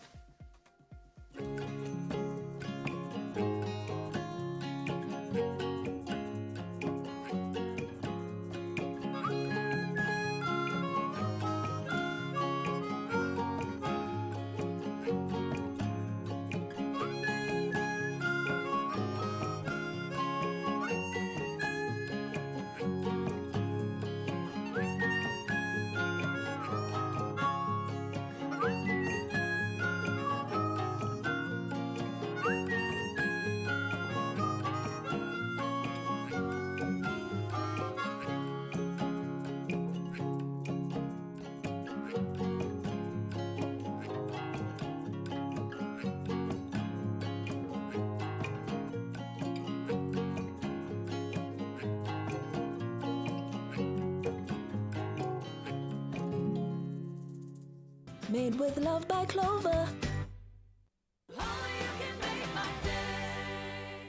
Olive Pride brings a touch of pride and the natural beauty of olive oil to your table. Made with love by Clover.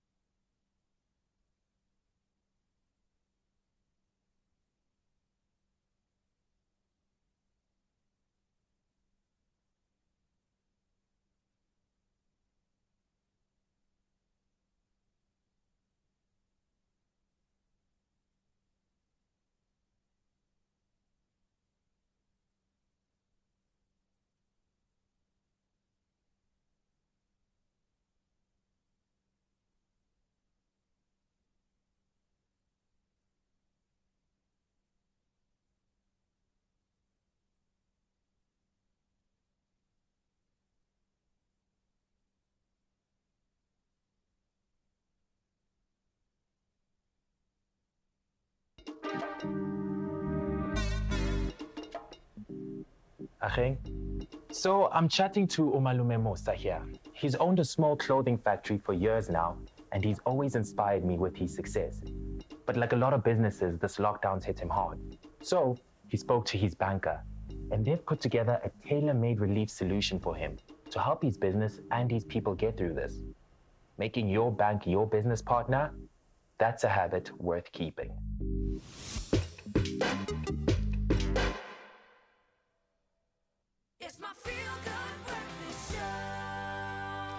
We are now continuing our catch-up with Sia and Rachel Kolisi, who've already filled us in on some of the very motivating work they've been tirelessly committed to over the last few months through the Kolisi Foundation. I think I'd like to find out a bit more about where this movement is headed and touch on another movement that they've helped to amplify and just how they are doing in their lives. Thanks for sticking around, guys. Rachel, Sia, This really is such an awesome story, but partly because it's a shared journey. This crazy journey is one that you've been able to walk together. In fact, that you've engineered it so. How cool has it been to be able to share in what must be some really emotional moments and some pretty awesome achievements? Well, I think it's really great, and it just brings more unity, I think, in our relationship, just being able to give back. I mean, honestly, it's the most rewarding thing that I think both of us have ever been able to do. And also, you know, not every rugby player gets this opportunity to have, or any sportsman gets this opportunity to have this break in their career to see like what other things they want to venture out into. So there's a lot that our eyes are being open to of issues in South Africa that really need to be addressed and really need to be brought to light. So we're so grateful that we've had this opportunity, you know, especially when we have a little bit of influence in South Africa at this time in our lives to really use that to the best of its ability to really just bring some things that we believe need to be brought forward and need to be changed in South Africa. I'm going to build on what you've just said, Rachel, and now I'm going to speak directly to you, Sia, because I believe that this is a conversation that really does need to be addressed by men. One area, movement that you've spoken a lot about and you've added your voice to is gender-based violence. As a man, as someone who is getting this bird's eye view of the country, where do you think we need to start, my friend? The start is us as men, is standing up and saying and acknowledging that this is a problem and acknowledging that we are causing the problem. I say we, I'm generalizing. Not every time I say something, man, we're not all that. We're not saying you are, but are you saying something about it? No, we can't be silent. We have to make sure that, you know, we speak up and not encourage this, what's going on around our country. And I think kids need to be taught at school already, because most of us see this stuff happen at home, and after a while you think, oh, this is how you sort out conflict. If you don't agree with someone, you just use your, you know, be physical or break them emotionally or just say stuff that's not good. I mean, for me personally, I've experienced all of this, not obviously happening to me. I've seen it happen to people that I love, you know, people that I grew up around, even in the community. It becomes so normal for the kids that they're growing up doing it. And when you see it, it becomes normal. And we need to unlearn so many of those things to know that we are equal. Every single person is equal. And if we can walk around topless at the beach, then so can everybody else. It must just be fair. And that's the only thing. We want equal rights, and it must be equal rights all board, you know, and we want equality. It's not only in race, it's also in gender as well, because I really believe it's time for us to start realizing it's 2020, you know. We need to have a lot of women in power. We need to treat women equally. No, completely. Well, it sounds like you've got a few answers there, friend, and that you are listening. And I think that maybe should be the new normal that we strive for. I'm going to shift gears here and ask, because I think a lot of us, I'm sure you are itching. You must be chomping at the bit to get out there and play a rugby on a field again. But have you enjoyed at least watching a little bit of live sport again? I won't even say rugby. Have you enjoyed watching live football again? No, I've definitely enjoyed watching live sport.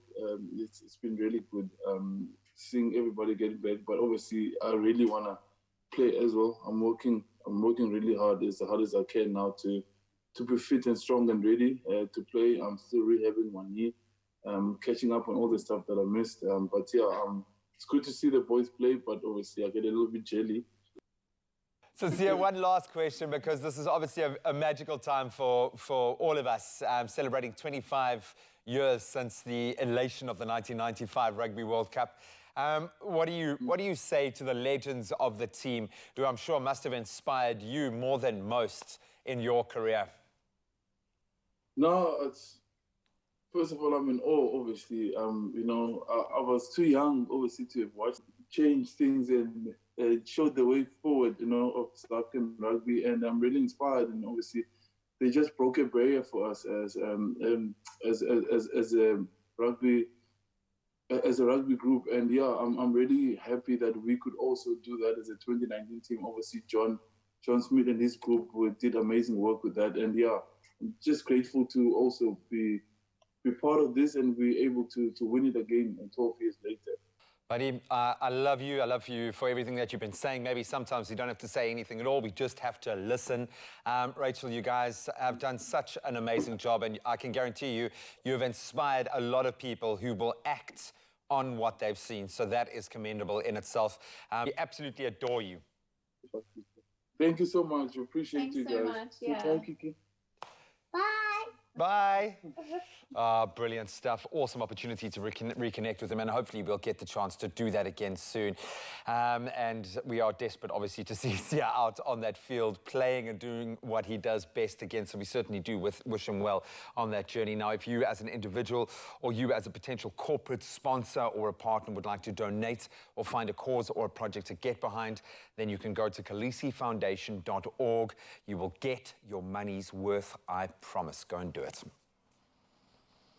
So lovely chatting to the Kolisis this morning. Great job that they're doing out there. But of course, our next guest may be the master of medicine, but does he have what it takes to be the master of the 5-second game? Now, ladies and gentlemen, today we bring you Dr. Green, and he will be up against a frequent visitor of the ER, Mr. Graham Richards. Graham, come in here, come.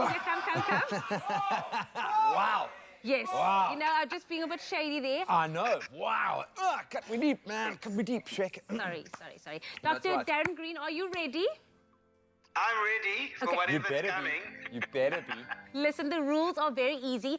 I'll read you each set of questions, and you have only 5 seconds to answer me. Now, the winner takes home Omar Rusk, brand new Yum peanut butter flavored Rusk. Ooh. Okay, so the stakes are very high, Okay. Dr. Darren Green, and I'll even sign it myself and put there Dr. Green there because I have faith in you, Dr. Darren Green. Deal. Okay, Are you guys ready, boys?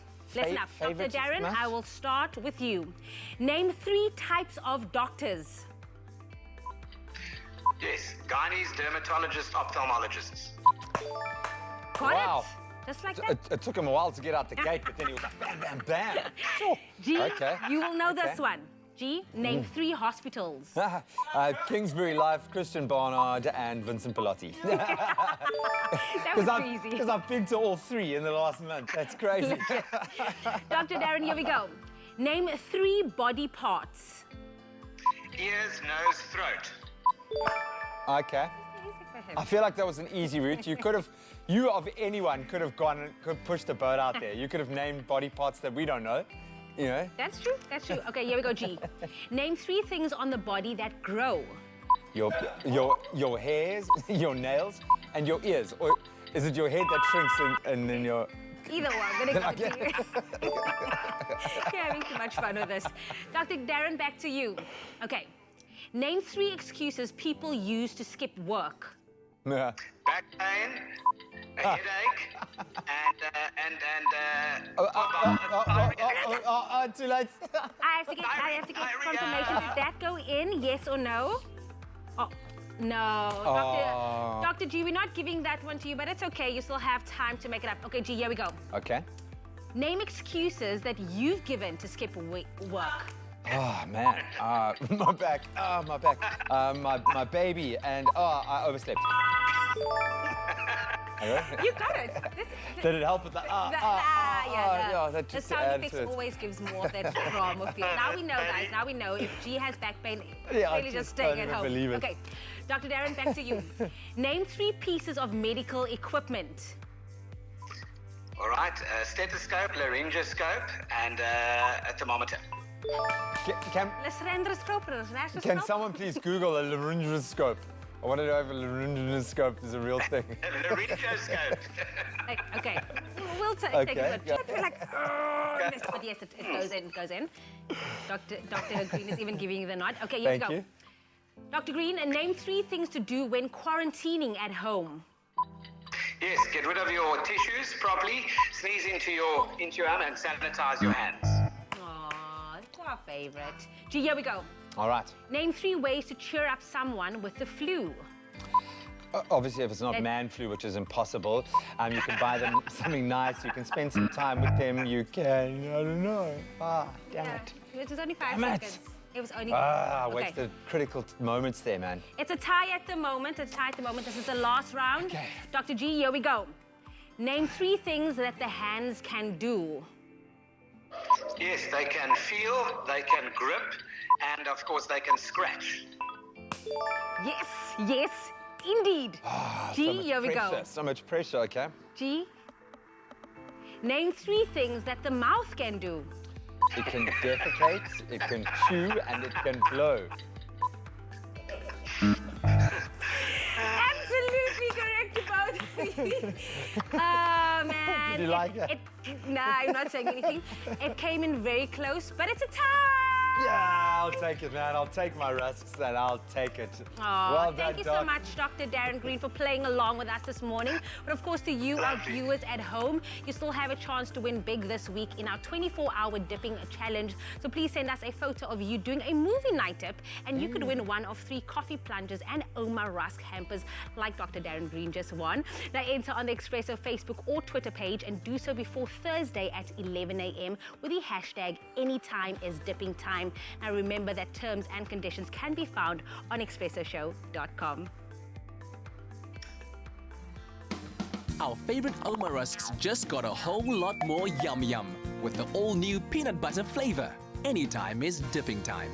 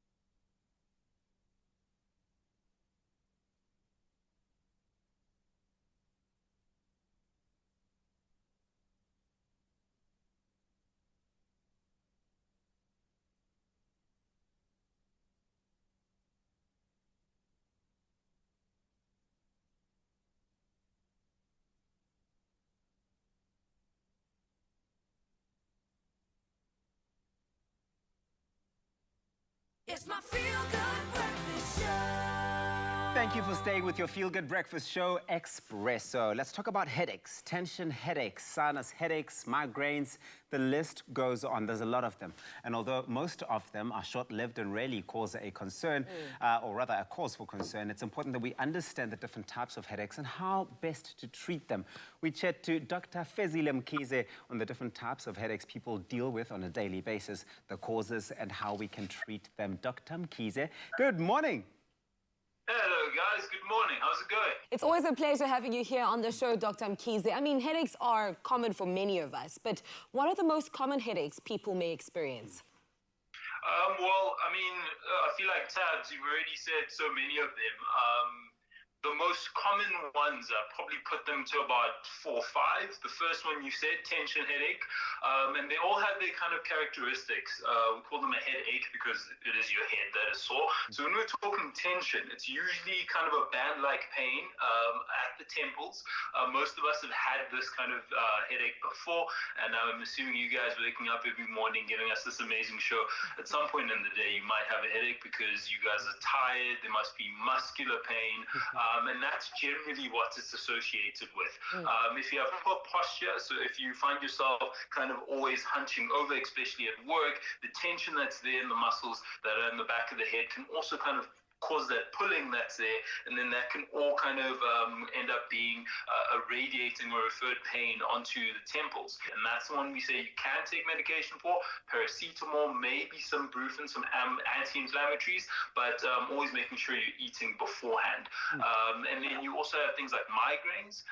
That's something that everybody kind of knows about. Some people unfortunately suffer from it. Generally with a migraine, there's about 4 steps to them, and the first one would be what they call pre-drome. You'd be a bit more irritable, a bit more fatigued. You then move on to what they call an aura, so an awareness that something is going to happen. You don't exactly know. That lasts about 30 minutes. Some people have what's called resolution. There you're feeling very fatigued, very, very, very grouchy. That can be almost up to 24 hours. Or it can go straight into the headache, and that's quite a severe kind of headache that's associated with a migraine. Generally unilateral, so one side, and it can last up to 3 days. So that's actually something most people talk about.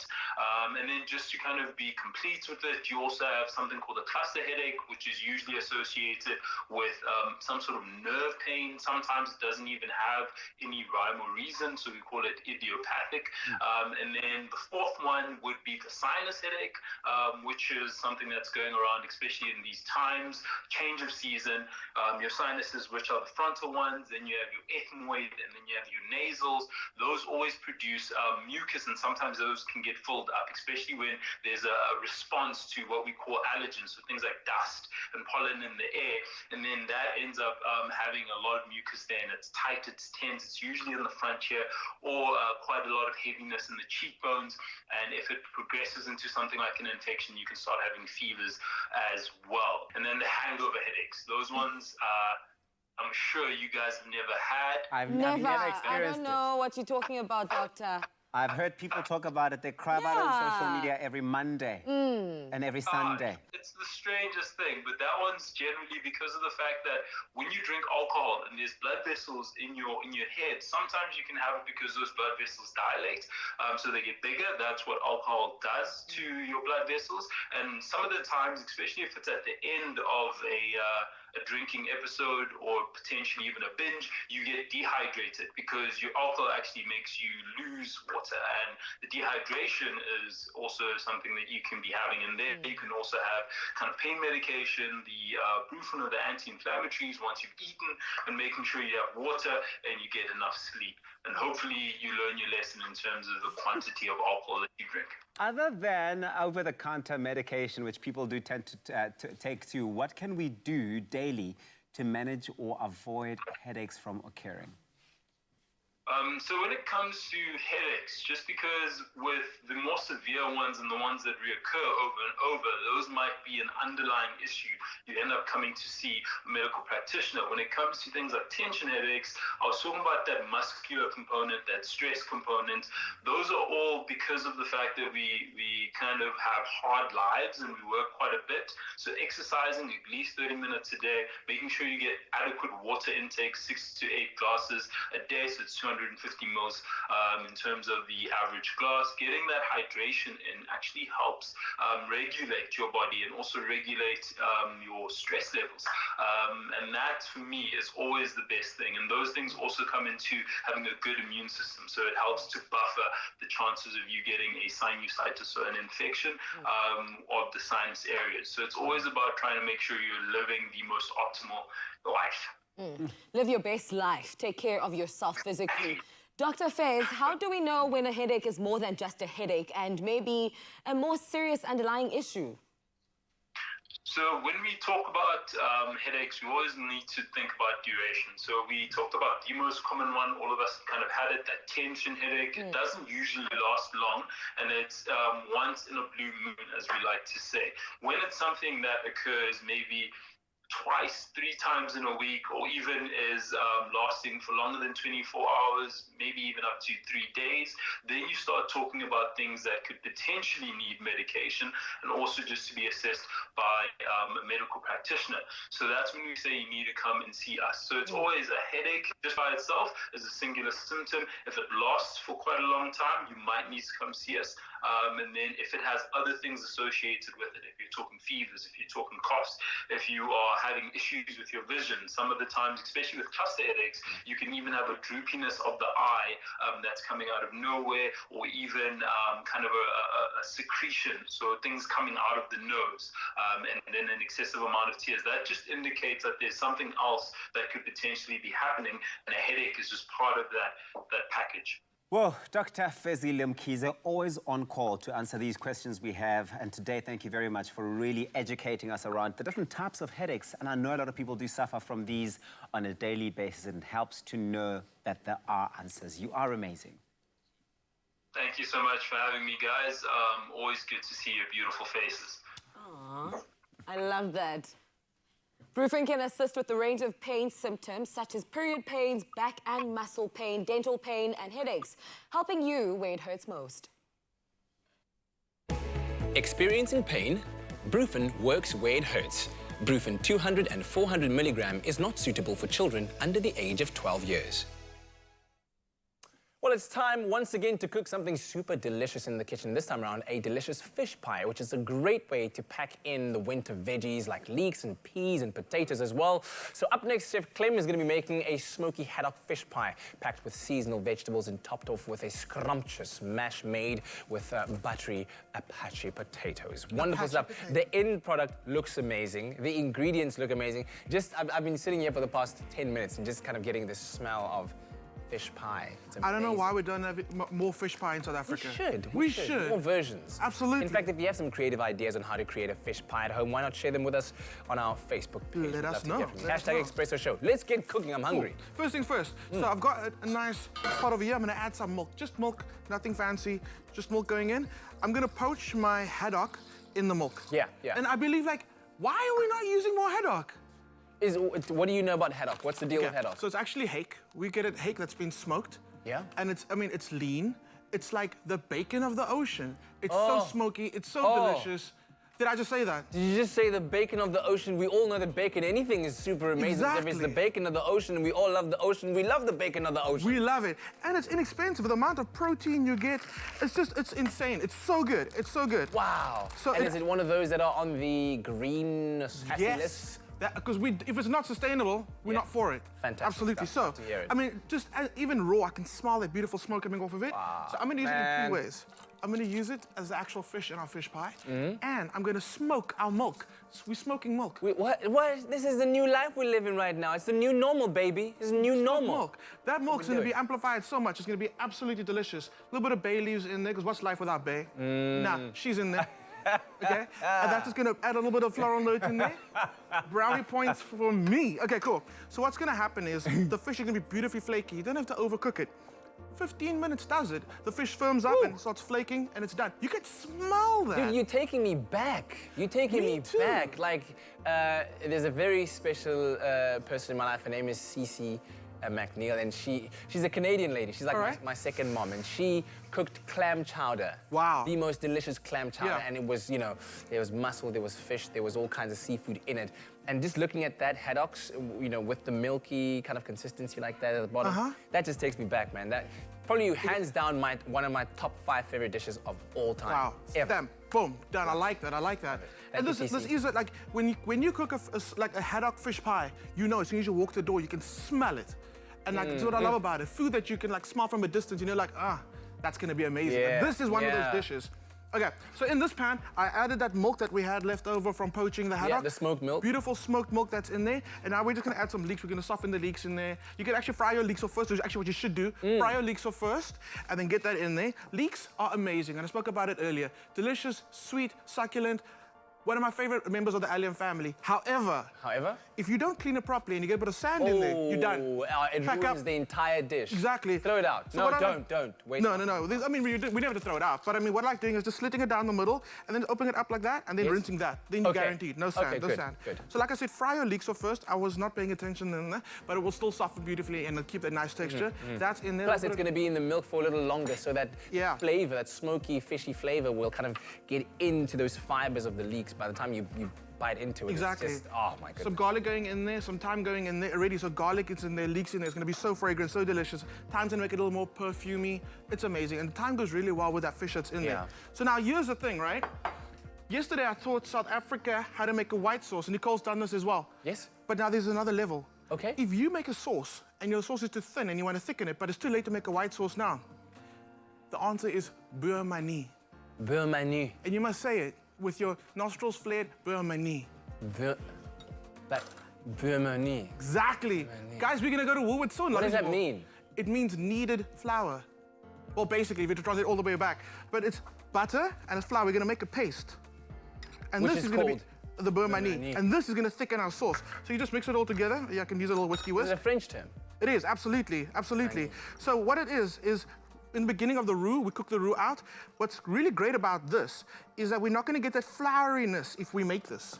And you add it to your sauce afterwards. It's not going to give you that like powderiness. Yes. It's not going to be there. Why? I don't know. But because beurre manie. Beurre manie, exactly. So you pour your beurre manie in, and that's going to start thickening up instantaneously. Très bien, très bien. What I like about this is I actually make a lot of this, and I take baking paper and I set it like in the fridge a bit, let it firm up because the butter's in there, it'll firm up. Yes. Wrap it like little sweets in the baking paper, and I leave them in the freezer. So if I ever make a stew that's a bit too thin, grab one of the little sweetie of the flour and the butter mix, drop it in there. Let it melt, it starts thickening up instantaneously. That's brilliant, man. Well done. So that's a little trick. You never have to serve a thin, weak sauce. We don't do that. Because nobody likes that. No, we don't do that. It's like, you know, people will sit down and tell me, oh, this is nice. But you know. It's what's nice. Thanks, okay. Thanks, Carol. So nice. Carol's always coming after us, Carol. Anyway, we're back. So let's talk about this. Our beautiful sauce has thickened up, right? But then you're going to add some peas to it, and it's fresh peas. Yeah, we're going all things green today. It's delicious. It's delicious. You can add some broad beans to it as well. Actually, Nicole's got some for me over here. Fresh peas going in. Because what's a fish pie without peas? The thing I love about this is because at the end of the day, let's say, you know, at the top you've got this beautiful crunchy mash and the fish inside. You can pack it full of veggies. Spinach. Go mad. Go crazy. The green beans, the spinach. Add it all in. The spinach will cook it down beautifully. It'll become soft and tender. You won't even see it.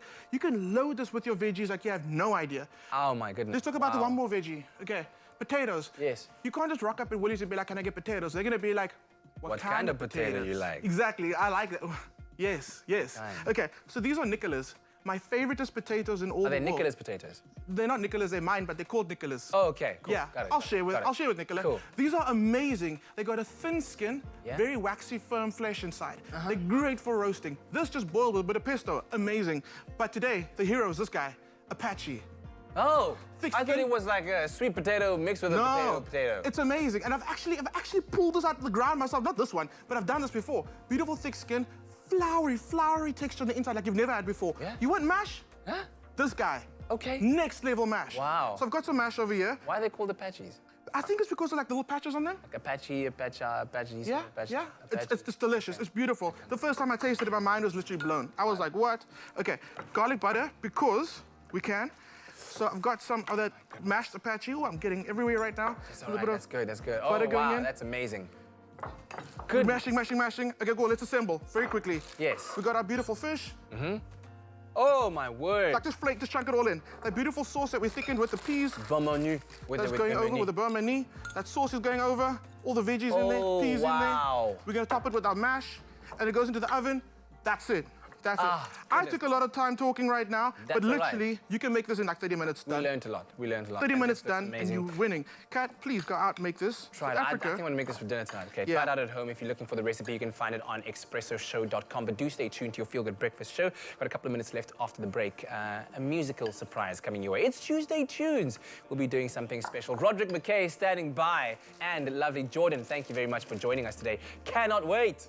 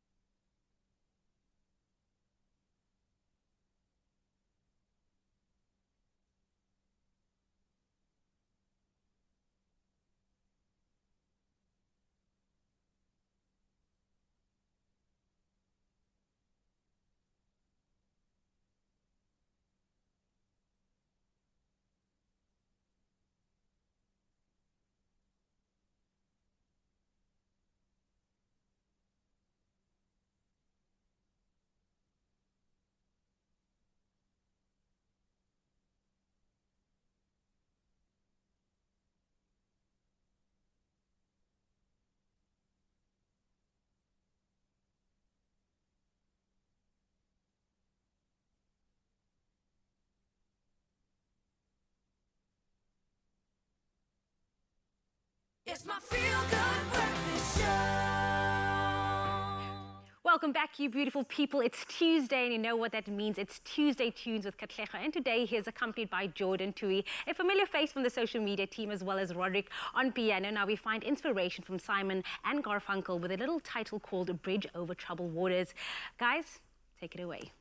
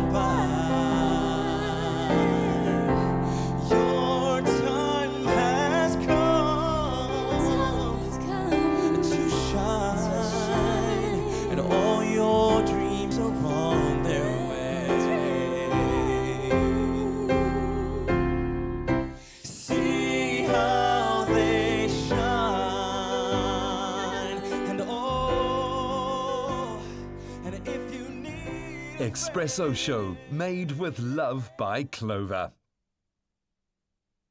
Another feel-good production.